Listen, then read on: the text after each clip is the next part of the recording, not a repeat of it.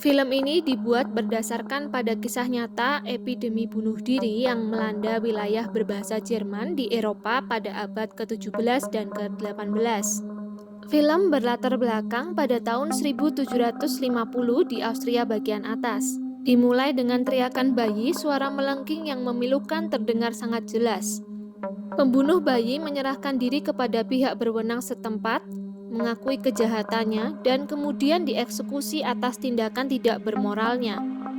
Membuat kita merasa takut dan cemas saat cerita benar-benar dimulai. Tokoh utama, Agnes, adalah seorang wanita muda dengan kepekaan seperti anak kecil, wajah yang cerah dan awet muda. Dia sangat religius dan memancarkan aura kebaikan serta kepolosan saat dia berinteraksi dengan serangga dan hewan, serta mengumpulkan barang-barang yang membuatnya senang, seperti sisi ikan yang mengkilap. Pada hari pernikahannya, dia digendong ke upacara pernikahan oleh penduduk desa yang meneriakkan namanya dengan gembira.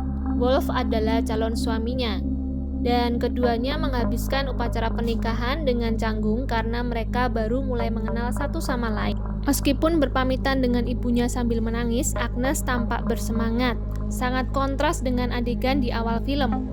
Namun semua ini segera berakhir. Setelah menikah, rambutnya ditutupi, dia pakai celemek, dan mainan bayi diletakkan di lengannya. Agnes langsung merasa kehidupan pernikahannya sulit. Ia merasa tersiksa jauh dari ibunya, dan Wolf tidak dapat berhubungan intim dengan dia. Jadi dia tidak bisa punya anak, dan hal ini membuatnya dihakimi oleh ibu mertuanya yang arogan dan memaksakan kehendaknya. Tidak ada pelecehan langsung, tetapi Agnes jadi tidak punya kehidupan sendiri. Setiap tugas melelahkan, entah itu dipaksa berdoa 10 kali saat memasak makanan suaminya, ataupun merangkak di lumpur untuk menangkap ikan. Sangat jelas bahwa Agnes hanya ingin menyenangkan suaminya, yang tidak banyak berusaha untuk membalas keinginan tersebut. Seperti yang diharapkan dari seorang wanita dalam posisinya, dia berusaha keras untuk memulai hubungan intim dan terus-menerus dihadapkan dengan penolakan dari suaminya.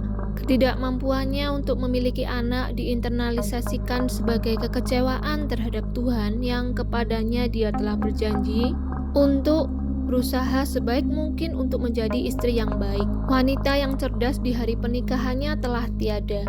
Bagi kita yang kurang sabar, butuh waktu terlalu lama untuk sampai di babak kedua. Di atas desa, mayat wanita yang dieksekusi tampak menyeringai dari atas tebing. Apa yang mungkin akan terjadi pada Agnes? Mayatnya itu dibiarkan membusuk, tidak akan dikubur. Desa Katolik yang taat itu berniat menghukum mereka yang menentang agama mereka. Ketika seorang pemuda bunuh diri, tubuhnya dibuang ke tanah. Gereja juga menolak untuk menguburnya dengan menyatakan bahwa bunuh diri adalah kejahatan yang lebih buruk daripada pembunuhan. Mayat-mayat itu dibiarkan membusuk di depan umum, sementara Agnes terus-menerus diingatkan bahwa tidak ada jalan keluar buat dirinya. Dia bahkan tidak dapat menemukan kebebasan dalam kematian tanpa mengecewakan Tuhan. Agnes yang perlahan-lahan jatuh ke dalam kegilaan. Kegilaannya menakutkan, tetapi pada saat yang sama dapat dimengerti. Sutradara membangun film dengan pengendalian diri dan kesedihan yang mendalam, sehingga menyaksikan Agnes menderita selama 2 jam sangatlah sulit. Butuh beberapa saat untuk sampai ke sana, tetapi ketika Agnes melakukan dosa terakhirnya yang sangat mengerikan, akhirnya ada rasa lega yang mengimbangi semua kesuraman yang datang sebelumnya. Film ini adalah eksplorasi yang sangat meresahkan tentang para wanita tertindas sepanjang sejarah yang diyakinkan bahwa tubuh mereka sendiri bukanlah milik mereka. Membutuhkan waktu lama untuk membangun ketegangan, tetapi kekuatan dan kecepatan alur cerita mencapai puncaknya saat Agnes mulai runtuh. Penampilan utama yang kuat dari Anja yang memerankan karakter Agnes dengan berani mencerminkan kemanusiaan yang menakutkan.